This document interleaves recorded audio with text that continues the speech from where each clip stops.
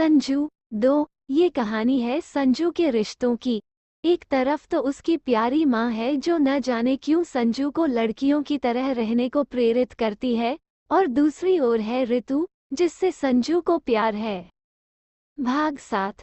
नई सुबह संजू की मम्मी और ऋतु की मम्मी इस वक्त ड्राइंग रूम में बात कर रही थी। न जाने आज ऋतु की मम्मी क्यों अचानक ही संजू के घर आई थी, और उनके साथ ऋतु भी थी। बाहर हंसने की आवाजों से तो लग रहा था सब सही चल रहा है। तभी संजू को उसकी माँ की आवाज सुनाई दी। संजू बेटा, मैंने गैस पर चाय चढ़ाई थी, अब तक बन चुकी होगी। कप में निकालकर सभी के लिए एक ट्रे में लेकर आजा बेटा, माँ ने कहा। अभी लाती हूँ माँ, संजू ने अपनी माँ को जवाब दिया। और संजू उठकर गैस की ओर बढ़ चला। यकीनन ही इस वक्त संजू लड़की बनकर था। आसमानी रंग की साड़ी में दमक रहा था संजू। आज तो हाथों में ढेरों चूड़ियां भी पहना था उसने। शायद लड़की बनने के सफर में संजू आगे बढ़ चुका था। आज उसने अपने बालों में चोटी बांधी हुई थी। किचन में काम करते वक्त लंबे खुले बाल अक्सर परेशान करते हैं, पर चोटी बांधने से ये समस्या नहीं होती। और फिर गैस के पास पहुंचकर संजू ने पहले तो गैस बंद की, और फिर अपनी साड़ी को कंधे तक चढ़ाकर पल्लू को अपनी कमर पे लपेटते हुए उसने अपनी दाहिनी ओर कमर में खींच ली। उसने अपनी माँ को किचन में कई बार काम करते हुए अपनी साड़ी के साथ ऐसा करते देखा था, और सचमुच उसे अब आसानी महसूस हो रही थी। आंटी, मैं संजू की मदद कराती हूँ, बाहर बैठी हुई ऋतु ने संजू की माँ से कहा। अरे बेटा, बस चाय ही तो निकालनी है, संजू कर लेगी इतना तो, तू चिंता मत कर, माँ ने कहा। पर फिर कुछ देर रुककर ऋतु की ओर देखकर बोली, अच्छा जा, शायद तुझे संजू से बातें करनी होगी। हाँ, ये दोनों बचपन से ही इतनी बातें करते रहे हैं, इनकी बातें फिर भी खत्म नहीं होती, ऋतु की मम्मी भी बोलकर हंस दी। संजू किचन में चाय के पतीले से चाय कप में निकाल ही रहा था कि ऋतु ने उसे पीछे से आकर गले लगा लिया। बेचारा संजू घबरा गया था। ऋतु, क्या कर रही है यार? यदि अभी गरम चाय मुझ पर गिर जाती तो मेरी पूरी साड़ी खराब हो जाती, संजू ने लगभग गुस्से से कहा। ओहो मैडम को अपनी साड़ी की बहुत चिंता है, वैसे बहुत सुंदर लग रही हो तुम साड़ी में, ऋतु ने संजू का हाथ पकड़कर कहा। तो संजू की नजरें शर्म से नीचे झुक गई। यूं तो वो ऋतु से अब भी नाराज था पिछली बातों को लेकर। तुझे अपनी मम्मी को यहाँ लाने की क्या जरूरत थी? संजू ने चाय निकालते हुए गुस्से से ऋतु से कहा। अरे मेरी मम्मी को भी तो पता चलना चाहिए कि मेरी सहेली कितनी सुंदर है, उन्होंने तुझे अब तक देखा नहीं है न? ऋतु एक गैर जिम्मेदार लड़की की तरह खिलखिलाकर हंस उठी। माँ ने ऋतु को समझाया था कि संजू का सच वो किसी को न बताए, पर ऋतु का ये गैर जिम्मेदाराना व्यवहार संजू को बिल्कुल नागवार गुजरा। ऋतु से वो पहले ही नाराज था और उसकी नाराजगी सहेली शब्द सुनते ही और बढ़ गई थी। ऋतु तो ऋतु, संजू को यह नहीं समझ आ रहा था कि उसकी अपनी माँ क्यों इस तरह से उसे ऋतु की मम्मी के सामने आने कह रही है। ऋतु समझ गई थी कि संजू अब उससे बात नहीं करेगा, इसलिए वो कुछ देर के लिए चुप हो गई, और संजू चुपचाप ट्रे में चाय लेकर बाहर जाने लगा। उसे अंदर ही अंदर कितनी शर्म महसूस हो रही थी वो तो सिर्फ वही जानता था। आंटी जी, लीजिए चाय, संजू ने ऋतु की मम्मी को चाय का कप पकड़ाते हुए कहा। ऐसा करते हुए उसकी कमर से पल्लू फिसल कर छूट गया तो उसने तुरंत ही उसे संभालते हुए पकड़ लिया। वाह संजू, जितना ऋतु कहती थी तू तो उससे भी कहीं ज्यादा सुंदर लग रहा है, ऋतु की मम्मी ने चाय का कप लेते हुए कहा। बेचारा संजू, उसकी शर्मिंदगी के एहसास की कोई सीमा नहीं थी। सुधा, वैसे तुम सही कर रही हो जो संजू को अभी से साड़ी पहनने की ट्रेनिंग दे रही हो, वरना आजकल की लड़कियां इतनी बड़ी हो जाती है पर उन्हें साड़ी पहनना मुश्किल काम लगता है। ऋतु को ही देख लो, मैं उससे इतना कहती हूँ कि हफ्ते में कम से कम एक बार घर में ही साड़ी पहना करे, मगर वो मेरी सुनती ही नहीं है, ऋतु की मम्मी बोली। वहीं सुधा यानी संजू की माँ सिर्फ मुस्कुराकर रह गई। मैं क्यों साड़ी पहनूं? मैं सलवार नहीं पहन सकती क्या? वैसे भी आजकल जॉब में कौन सी लड़की साड़ी पहनकर जाती है? रितु ने अपनी मम्मी का विरोध किया। रितु थी ही ऐसी, अपने मन की बात कहने से कभी घबराती नहीं थी। देख रही हो सुधा, कितनी बातें करती है मेरी बेटी। न जाने कैसा ससुराल मिलेगा इसे। जब ससुराल जाएगी तब मुझे याद करेगी कि अच्छा होता यदि पहले साड़ी पहननी सीख ली होती। ये रितु और उसकी मम्मी के बीच का ड्रामा संजू और उसकी मम्मी शांति से देख रही थी। कम से कम मेरी बेटी के साथ मुझे कोई शिकायत नहीं है। बहुत प्यारी है मेरी बेटी और मेरी हर बात मानती है। संजू की माँ ने संजू के सर पर हाथ फेरते हुए कहा, जो इस वक्त अपनी माँ के बगल में बैठा हुआ था। माँ की बात सुनकर गर्व महसूस करने की बजाय उसे तो लग रहा था कि उसे जमीन इसी वक्त निगल ले तो बेहतर होगा। हाँ, अब तो संजू तुम्हारी बेटी है। अब तुम भी हमारी गैंग की हो गई हो सुधा। अब तो तुम्हारे सर पर भी नई जिम्मेदारी आ गई है जो हम पर है, रितु की मम्मी ने कहा। कैसी जिम्मेदारी? संजू की माँ ने पूछा। यही कि बेटी एक के लिए एक अच्छा घर ढूंढना, एक दामाद ढूंढना बड़ा कठिन काम होता है। अभी तो कई साल बाकी है पर ये जिम्मेदारी तो है ही, रितु की मम्मी ने कहा। बड़ी ड्रामेबाज औरत थी रितु की मम्मी भी। मुझे इस बात की कोई चिंता नहीं है। मेरी बेटी अपना अच्छा बुरा खुद सोच सकती है। जब सही समय आएगा वो मेरे लिए दामाद भी खुद चुन लेगी, संजू की माँ ने कहा। ये क्या बातें कह रही हो माँ? संजू मन ही मन सोचने लगा। उसकी शर्मिंदगी का तो जैसे अंत ही नहीं था। उसका वहां से तुरंत उठकर जाने का मन हुआ। वहीं दूसरे कोने में वो रितु को दांत निपोर कर हंसते हुए देख सकता था। बड़ी बदतमीज है रितु, संजू ने मन ही मन गुस्से में सोचा। सुधा बहन, जरा संभाल कर रखना अपनी बेटी को। मैंने तो सुना है कि इन दोनों की क्लास में एक राहुल नाम का लड़का है जिसके पीछे इनके क्लास की सभी लड़कियां दीवानी है, रितु की मम्मी ने संजू की मां को चेताते हुए कहा। राहुल? ये नाम सुनते ही संजू अंदर ही अंदर गुस्से से आग बबूला हो गया। उसके जैसे लड़के की लड़कियां दीवानी। संजू तो वैसे ही राहुल से चिढ़ता था क्योंकि राहुल रितु से स्कूल में बातें किया करता था। संजू, आंटी सही कह रही है क्या? संजू की माँ ने उसकी ओर देखते हुए पूछा। संजू का ध्यान इस वक्त रितु की ओर था जो अब भी हंसे जा रही थी। उसे रितु से चिढ़ हो रही थी। आखिर रितु ने उसे बॉयफ्रेंड की जगह फ्रेंड बना ही लिया था। अब रितु से वो दोस्ती भी खत्म कर देगा। वैसे भी रितु की वजह से उसका राज अब रितु की मम्मी के सामने भी खुल गया था। अब बात और न जाने कहां कहां पहुंचेगी। संजू संजू, संजू की माँ अब भी अपने सवाल के जवाब के इंतजार में संजू को आवाज दे रही थी। संजू संजू, संजू की माँ ने फिर से कहा। संजू बेटा उठ जा, अब स्कूल भी तो जाना है। माँ ने संजू के सर पर हाथ फेरते हुए संजू को जगाया। उफ, कितना बुरा सपना था ये। संजू को एक तरह की राहत महसूस हुई। उसने खुद को देखा तो उसे समझ आया कि वो रात को साड़ी पहने पहने ही सो गया था। उसने अब भी ब्लाउज, ब्रा, पेटीकोट और कंगन पहने हुए थे। जो उसने देखा वो सपना तो था पर अभी वो जिस रूप में था ऐसा सपना कभी भी सच हो सकता था। पर कम से कम अभी तो उसने अपनी माँ को देख राहत की सांस ली। सॉरी बेटा, आज तुझे मैंने जल्दी जगा दिया। आज तुझे बाल भी धोने हैं न?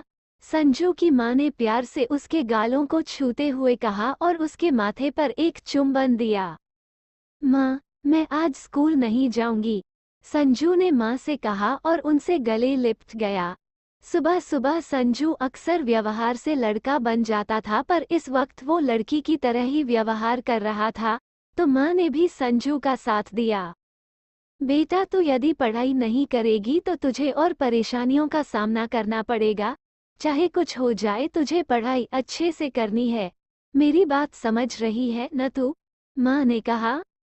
और संजू भी बेबस मन से अपनी माँ से दूर होते हुए उठने की कोशिश करने लगा।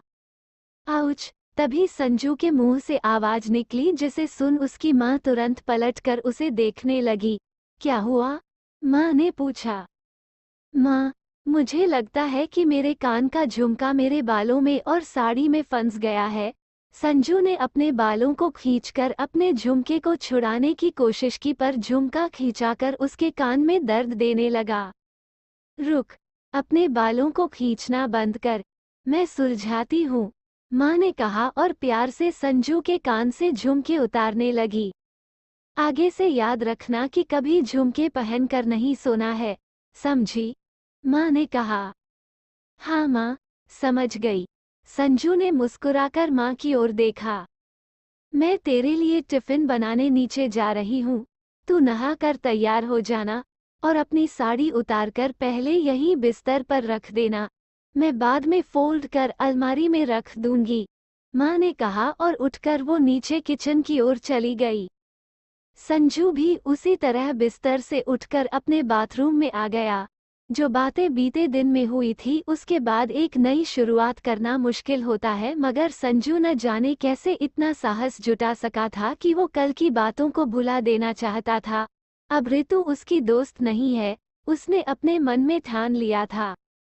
बाथरूम में उसने सबसे पहले तो अपने हाथों में कंगन देखे और उन्हें उतारने की कोशिश करने लगा, पर जितना मुश्किल उन्हें पहनना था उतना ही उन्हें उतारना भी। तभी उसे उसकी माँ की तरकीब याद आई और उसने मॉइस्चराइजिंग क्रीम हाथ में लगाई ताकि उसका कंगन आसानी से फिसलकर निकल आए। कंगन निकालकर उसने खुद को आईने में देखा। रोज की तरह सुबह की ठंड में उसके निप्पल कड़े हो गए थे, पर कम से कम आज ब्रा पहनी होने की वजह से वो दिख नहीं रहे थे, वरना उसकी नाइटी में रोज उभरे हुए दिखा करते थे। शुक्र था उसके पेटीकोट और साड़ी का, जो उसका खड़ा लिंग आज उसकी माँ की नज़रों से छिपा रहा। पर उस लिंग के होने के बावजूद भी संजू ने जब खुद को आईने में देखा तो उसे सिर्फ और सिर्फ एक लड़की ही नजर आई। मैं लड़की ही तो हूँ, संजू ने मन ही मन सोचा। वो सोच खुशी की न होकर बल्कि एक हारी हुई सोच थी। यदि संजू ने गर्व से खुद को लड़की स्वीकार किया होता तो बात अलग होती। संजू ने गौर से आईने में देखा तो उसे उसकी बिंदी उसके बालों में फंसी हुई दिखाई दी। शायद रात को सोते हुए वो सरक कर बालों में फंस गई थी। उसने अपनी बिंदी को सावधानी से निकाल आईने पर लगा दी और फिर संजू अपने कंधे पर ब्लाउज में लगी पिन को खोलने लगा ताकि वो साड़ी उतार सके। साड़ी का पल्लू का कंधे पर से उतारते ही संजू ने अपने वक्षों को ब्लाउज में देखा तो एक बार फिर जैसे उसका विश्वास बढ़ गया कि वो लड़की ही है।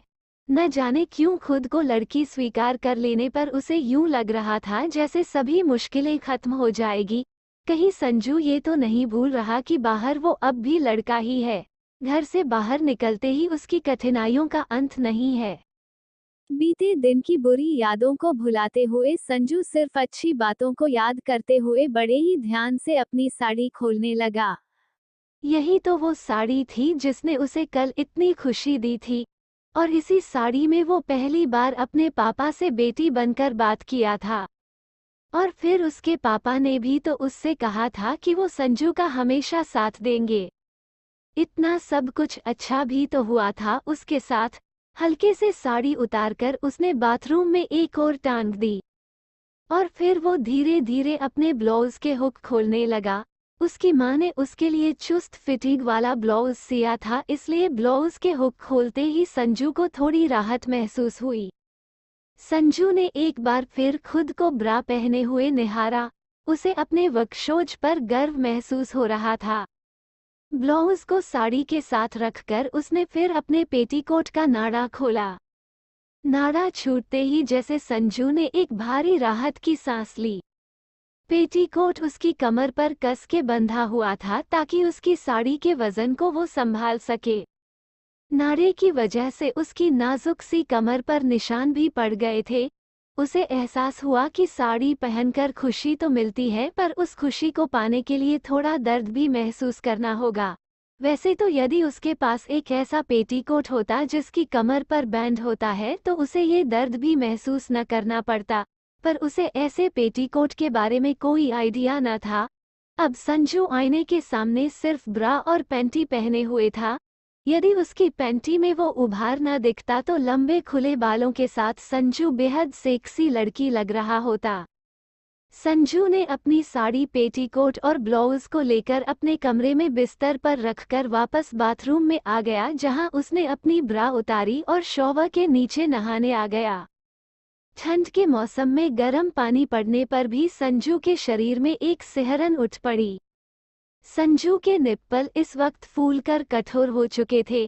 गर्म पानी के असर से थोड़ा अच्छा लग रहा था संजू को। उसने अपने बालों को भीग जाने दिया और उन्हें पीछे कर अपनी पीठ की ओर कर दिया और फिर साबुन लेकर अपने स्तनों पर धीमे धीमे झाग बनाते हुए उन्हें साफ करने लगा। खुद के स्तनों को छूकर कभी कभी मसाज करते हुए कुछ अजीब सी अनुभूति होती थी जो उसे अच्छी तो लगती थी, पर जिसे महसूस करने से वो घबराता था। यदि उसने खुद को पूरी तरह से लड़की मान लिया होता तो वो उस अनुभूति का पूरी तरह से आनंद लेने से खुद को रोकता नहीं। अपनी उंगलियों से अपने फुले हुए निप्पल को पकड़कर संजू के दिल में उन्हें कचोटने का मन तो कर रहा था, पर उसने खुद को रोक लिया था। इस वक्त बहते पानी में उसकी पैंटी पूरी तरह भीग गई थी और उसके अंदर उसका लिंग अब भी तना हुआ था। उसने अपनी भीगी हुई पैंटी को उतार और अपने लिंग पर साबुन की झाग लगाने लगा। उसका दिल तो हुआ कि उसकी क्लास के लड़के जो कहते हैं लिंग के साथ करने के लिए, वो भी उसे एक बार ट्राई करे, पर उसका दिल न माना। उसे अपने लिंग को छूते हुए अच्छा लग रहा था। उसके स्पर्श से ही उसका लिंग और तन जाता था, तो उसने उसे भी छोड़ दिया और फिर पानी के असर से उसके लिंग का तनाव धीरे धीरे खत्म होने लगा। शायद ये अच्छी बात थी कि संजू अपने शरीर के आकर्षण से खुद को रोके हुए था। इस कच्ची उम्र में शारीरिक सुख लेना शायद उसके लिए ठीक भी नहीं था। अब अपने बालों को शैम्पू से धोकर संजू फिर अपने अंग अंग को टोवेल से बड़े ही प्यार से सुखाकर शॉवर से बाहर निकला। बाहर निकलते ही उसने एक नाजुक सी पैंटी में अपने पैरों को डाला और उसे पहनकर उसने खुद को तौलिए में लपेट लिया और एक दूसरा तौलिया लेकर वो अपने बालों को सुखाता हुआ कमरे से बाहर आया। संजू ने बाहर आकर अपने बालों को पोंछते हुए ही अपनी अलमारी को खोल तो उसे अपने स्कूल यूनिफॉर्म की जगह सलवार सूट पहनने की इच्छा हुई। पिछले कुछ चंद दिनों में ही संजू में बेहद बदलाव आ गया था। वो अब लड़की बनने को लेकर ज्यादा उत्सुक प्रतीत होने लगा था। उसने अपने एक सलवार के दुपट्टे को छूकर देखा और थोड़ी हताशा के साथ उसने अपनी स्कूल की यूनिफॉर्म निकाली। उसे एक बार फिर स्पोर्ट्स ब्रा पहनकर एक लड़के की भांति जीवन जीना होगा। संजू के ख्याल से ऋतु अब उसकी जिंदगी से बाहर हो चुकी थी और ऋतु के बगैर संजू को लड़के के जीवन जीने में कोई मतलब नजर नहीं आता था। मगर क्या ऋतु उसकी जिंदगी से इतनी आसानी से बाहर हो सकती थी? क्या सिर्फ एक शाम को हुई कुछ बातों की वजह से ऋतु उसे इतनी आसानी से छोड़ देगी? ऋतु चाहे जो भी सोचती हो, पर संजू का दिल ऋतु के लिए नकारात्मक भावनाओं से भर गया था। जब से ऋतु ने कल उसके साथ हमेशा दोस्त बने रहने की बात की, तब से संजू ऋतु से नाराज था। ऋतु के दिल में वास्तव में क्या है उसके बारे में उसने सोचा तक नहीं। वो ये भी भूल गया कि जब ऋतु ने वो शब्द कहे थे तब संजू की माँ उसी कमरे में थी। उनके सामने क्या ऋतु अपने दिल की बात यूं ही कह देती? मगर जब इंसान क्रोध से भरा होता है, उसकी सोचने की क्षमता कम हो जाती है। यही हाल संजू का था।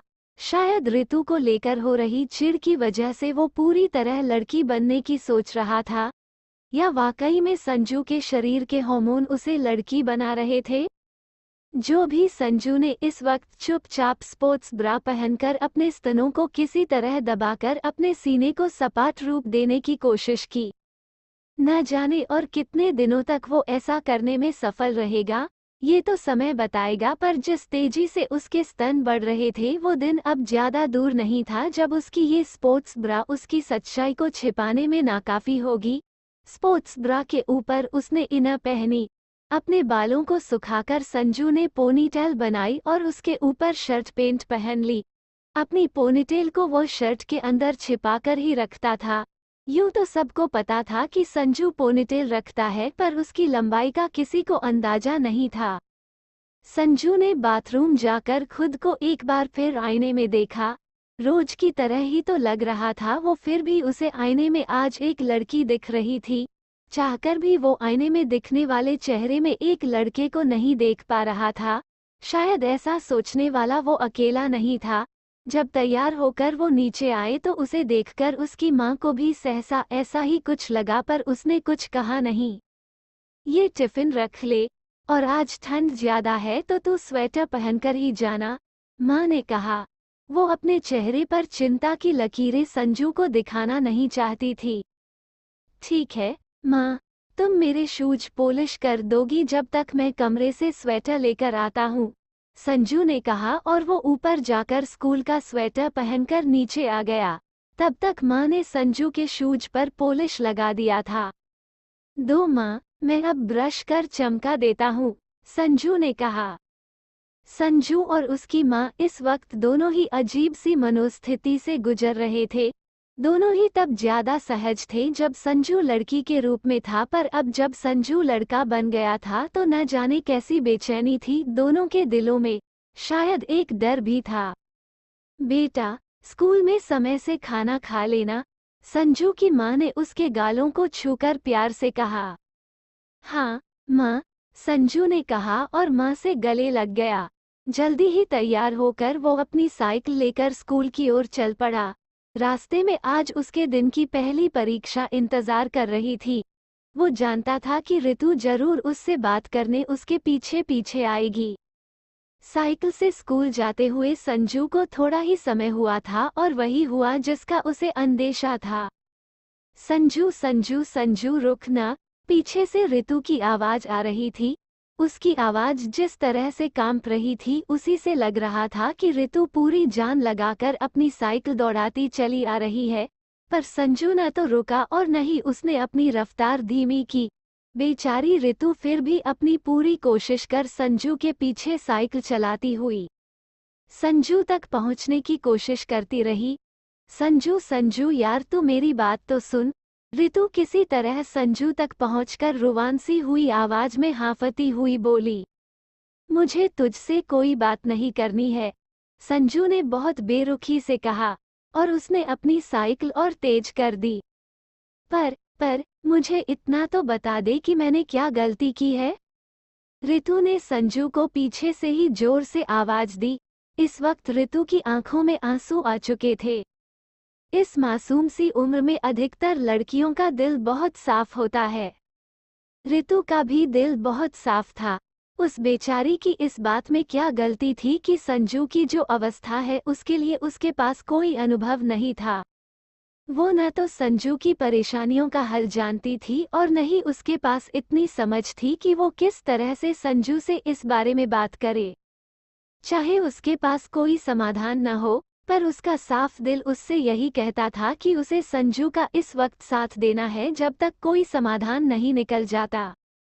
वो उसे प्यार और दोस्ती का सहारा देना चाहती थी। संजू की मुसीबतों के लिए वह तो जिम्मेदार नहीं थी, पर संजू उससे जिस तरह से व्यवहार कर रहा था, लग रहा था मानो ऋतु ही इसकी जिम्मेदार है। दिल से अच्छा चाहने के बावजूद संजू उसका दिल दुखा रहा था। चाहे लड़का हो या लड़की, किसी साफ दिल के इंसान को दुख नहीं देना चाहिए। संजू के तन में भले लड़कियों के हार्मोन भी दौड़ते हो, पर इस वक्त एक भोली लड़की के दिल को दुखा कर वो जो गलती कर रहा था, वो कहीं से भी सही नहीं था। कहीं उसे भगवान ऐसी गलती की सजा न दे। यदि संजू लड़की होता और उसका प्यार उसके साथ यूं व्यवहार करता, तब संजू को समझ आता कि एक लड़की की भावनाओं को ठेस पहुंचाना कितना गलत है। संजू, 1 मिनट के लिए तो रुक जाना यार, ऋतु ने बिलखते हुए संजू को फिर आवाज लगाई, मगर संजू न रुका। यकीनन ही संजू किसी लड़की के हाव भावों और कपड़े पहनना तो सीख रहा था, पर एक लड़की की भावनाएं क्या होती है वो इनसे पूरी तरह अनभिज्ञ था। भगवान न करे कि यदि संजू अपने जीवन में एक लड़की बनकर रहे तो उसे कोई लड़का धोखा दे या यूं इस तरह रोने के लिए छोड़ दे। स्कूल पास आने पर भी ऋतु संजू को आवाज देती हुई उसे रोकने की कोशिश करती रही। और स्कूल के कई स्टूडेंट्स ने ये सब देखा भी, मगर निष्ठुर संजू बिल्कुल नहीं रुका। आज स्कूल में संजू ने रितु की ओर जरा भी ध्यान नहीं दिया। न जाने क्यों उसके मन में रितु के लिए इतने नकारात्मक भाव भर आए थे, जबकि रितु पूरे दिन संजू की एक झलक पाने के लिए उसकी ओर देखती रहती। पर आज संजू ने उसकी ओर एक भी बार पलट कर नहीं देखा। रितु किसी तरह अपने चेहरे के दुख को छिपाती रही। अंततः लंच के समय रितु संजू के पास आकर बोली, संजू, मुझे तुझसे बात करना है। पर मुझे तुझसे कोई बात नहीं करना है, तुझे समझ क्यों नहीं आता? संजू ने कहा और पलटकर उससे दूर जाने लगा। रितु और संजू को साथ में दूर से कोई और भी उन्हें देख रहा था। वो कोई और नहीं राहुल था, जो रितु का दीवाना था। ये लड़के भी ना, लड़की चाहे ना चाहे उसके पीछे पड़े रहते हैं, और जब उस लड़की को किसी और लड़के के साथ देखते हैं तो जलन से भर जाते हैं। कुछ लड़के जलन के मारे लड़की से दूर रहते हैं, जैसे संजू ने किया था, मगर कुछ लड़के ऐसे होते हैं जो उन लड़कों से लड़ने को तैयार हो जाते हैं जो भी उनकी पसंद की लड़की से बात करता है। राहुल इस दूसरी बिरादरी के लड़कों में से था। जब संजू रितु से दूर हो गया था तब राहुल संजू के पास जाकर एक गुंडे की तरह बोला, आजकल तू रितु से बहुत बात कर रहा है, तुझे इससे क्या मतलब? तू अपने काम से काम रख। संजू भी राहुल को देख गुस्से में था। देख संजू, रितु सिर्फ मेरी है, तू उससे दूर ही रहे तो तेरे लिए अच्छा रहेगा। राहुल ने संजू को धमकाया। तू मुझे क्या धमकाया रहा है? रितु तुझसे बात तक नहीं करती है और तू मुझे धमकाएगा? संजू ने लगभग राहुल का मजाक ही उड़ा दिया था और वो पलट कर जाने लगा। उसे राहुल से बात करने में कोई इंटरेस्ट नहीं था, मगर राहुल गुस्से से तमतमा उठा था।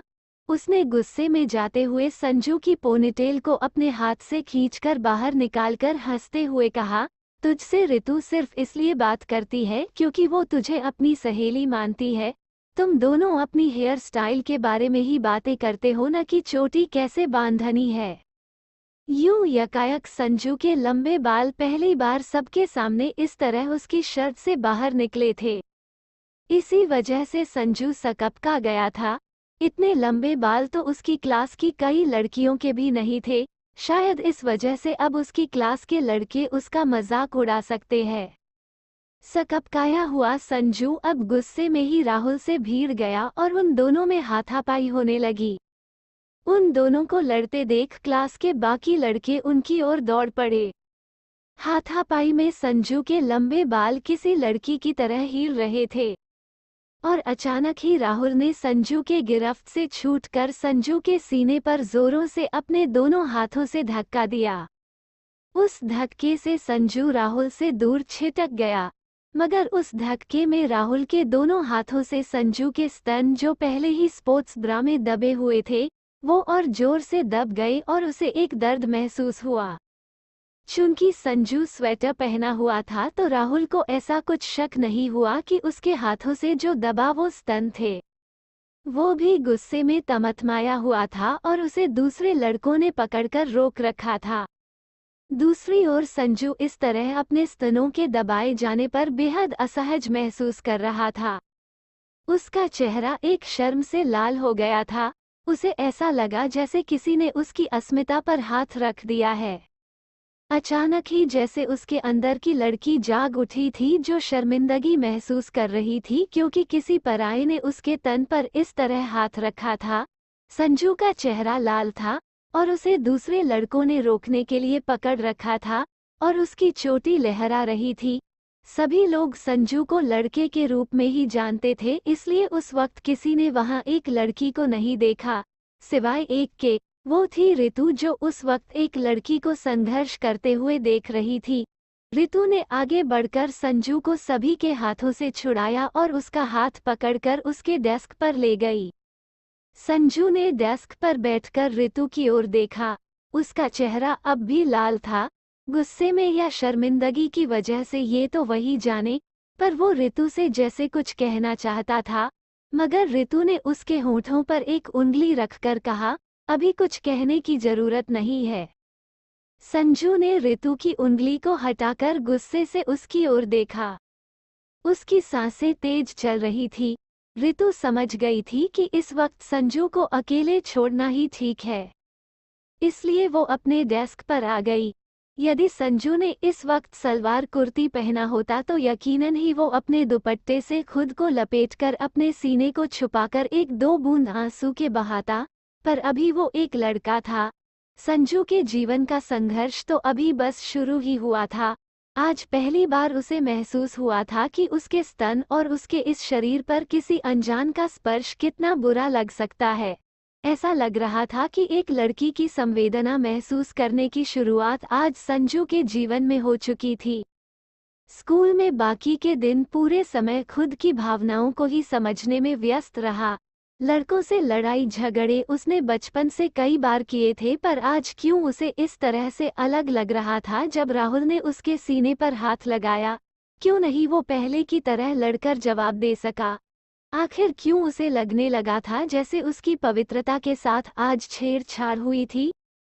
स्कूल के बाद भी संजू थोड़ा उदास ही थी अपनी इन नई भावनाओं की वजह से। वो स्कूल से धीमे धीमे ही साइकिल चलाते हुए घर की ओर बढ़ने लगा। रितु भी उससे कुछ दूरी पर चल रही थी, मगर रितु ने सोचा कि स्कूल से कुछ दूर जाने के बाद वो संजू से बात करेगी। इस वक्त रितु संजू की बेरुखी को भूलकर उसके बारे में चिंता कर रही थी।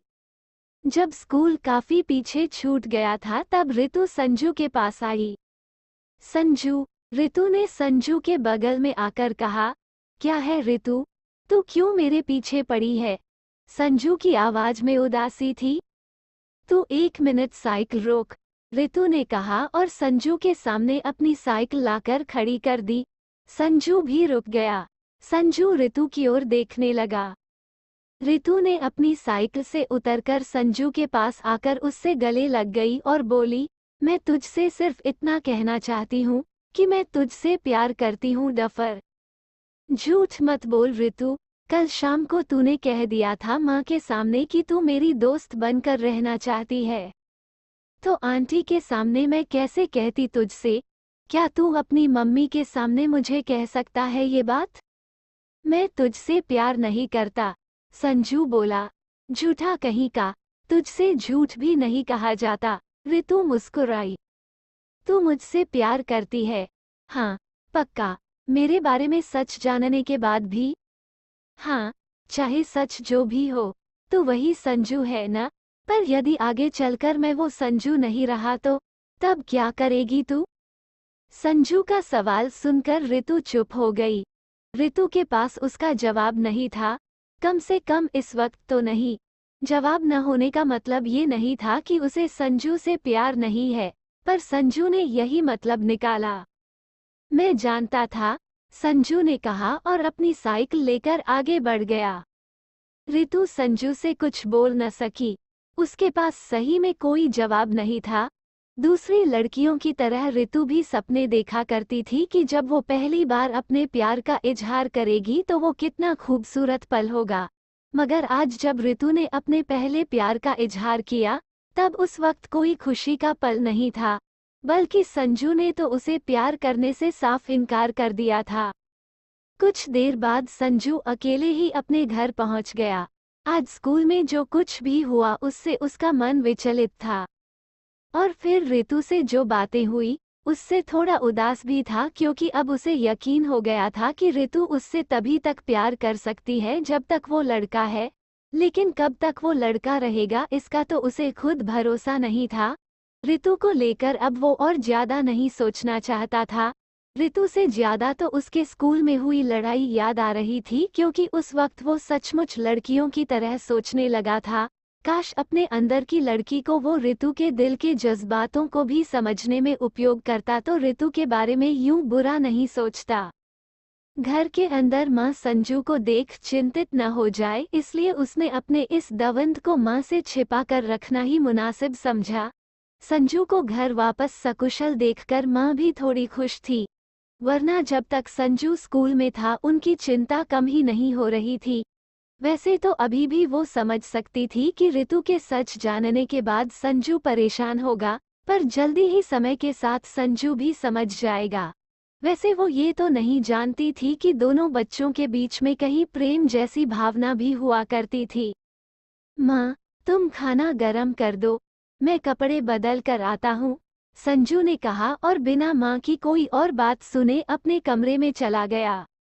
अपना स्वेटर उतारकर संजू अपने लंबे बालों को अपने कंधे के एक ओर लाकर उन्हें छूते हुए अपनी अलमारी तक गया। उसने अलमारी खोली तो एक पल के लिए अचरज में पड़ गया था। उसकी माँ ने उसकी अलमारी में 4 साड़ियाँ हैंगर पर टांग रखी थी। ये वही साड़ियाँ थी जिसे कल उसकी माँ ने उसे दी थी। वो तो भूल ही गया था कि ये साड़ियाँ अब संजू की है। हैंगर पर साड़ियों के साथ उनसे मैच करता हुआ पेटीकोट और ब्लाउज भी टंगा हुआ था। उसने एक एक कर उन साड़ियों को छुआ और उनके ब्लाउज को पलट कर देखा। कल जो साड़ी उसने पहनी थी, उसके अलावा दूसरी साड़ियों के ब्लाउज इतने खुले हुए नहीं थे और न ही वो स्लीवलेस थे, बल्कि उनकी आस्तीन लंबी थी।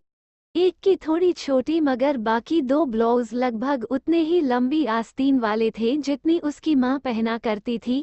उन साड़ियों को देखकर संजू को तो एक पल के लिए लगा कि वो सब कुछ भुलाकर एक साड़ी पहन ले।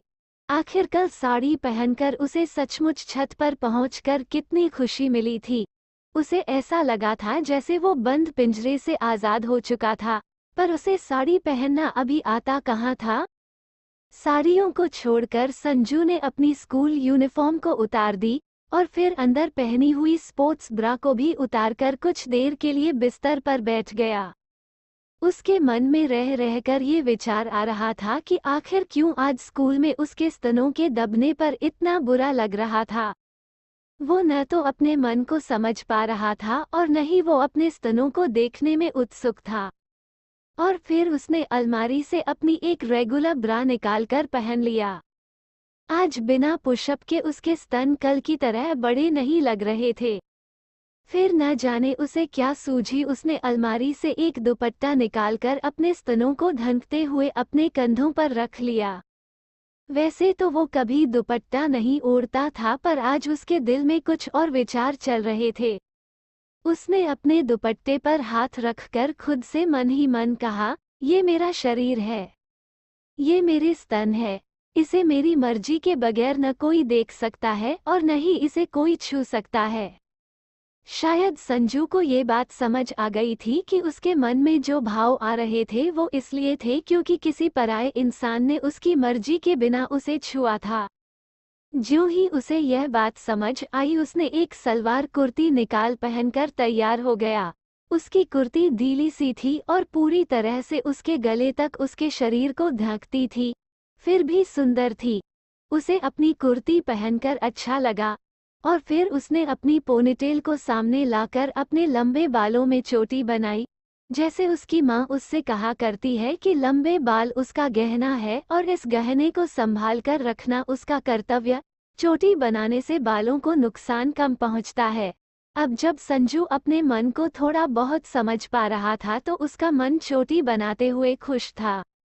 संजू बेटा, खाना तैयार है, आजा आज साथ मिलकर खाते हैं। नीचे से संजू की माँ की आवाज आई। आ रही हूँ माँ, संजू ने कहा।